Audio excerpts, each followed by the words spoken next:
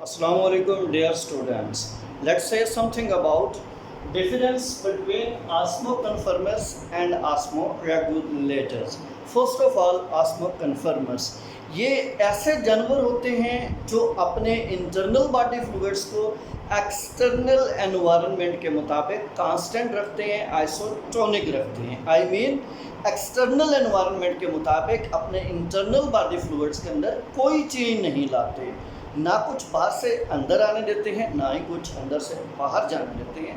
यानी ना तो इनमें एक्सोस्मोसिस होती है, ना एंडोस्मोसिस होती है, और ना ही इनके अंदर एक्टिव ट्रांसपोर्ट चलती है।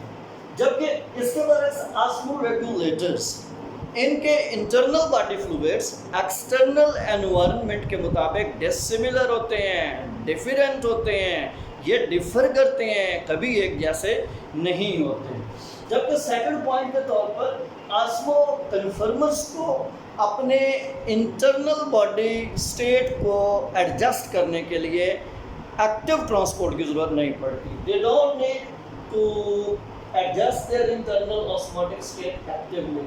वर्ड एक्टिवली ये एक्टिव ट्रांसपोर्ट को रिप्रेजेंट करता है। आई मीन के अंदर एक्टिव ट्रांसपोर्ट नहीं होती, जबकि ऑस्मोरेगुलेटर्स के अंदर एक्टिव ट्रांसपोर्ट पाई जाती है। Osmoconformers isotonic to their external environment होते हैं, जबकि ऑस्मोरेगुलेटर्स या तो वो अपने एक्सटर्नल एनवायरनमेंट के मुताबिक हाइपोटोनिक होंगे या फिर हाइपरटोनिक होते हैं। इफ दे आर हाइपोटोनिक्स, अगर वो हाइपोटोनिक है, ऐसे केस में एनिमल्स को अपने माहौल के अंदर पानी खारिज करना पड़ेगा।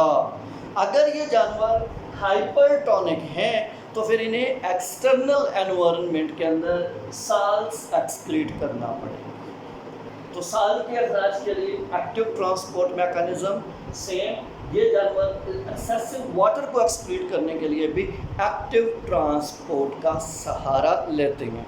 आइए ज़रा इनके एग्जांपल्स की तरफ हम चलते हैं। Most of invertebrate marine invertebrates they belong to osmoconformers and then hagfishes. Hagfishes भी जिनका ताल्लुक वर्टिब्रेट के साथ होता है, ये भी आइसोटोनिक हैं या ऑस्मोकन्फर्मर्स होते हैं। इन अदर सेंस ऑस्मोरेगुलेटर्स में all chordates including man being, इंसान भी इसमें शामिल हैं, और तमाम प्रोटिस्ट्स शामिल होते हैं जो ऑस्मोरेगुलेटर से बिलोंग करते हैं।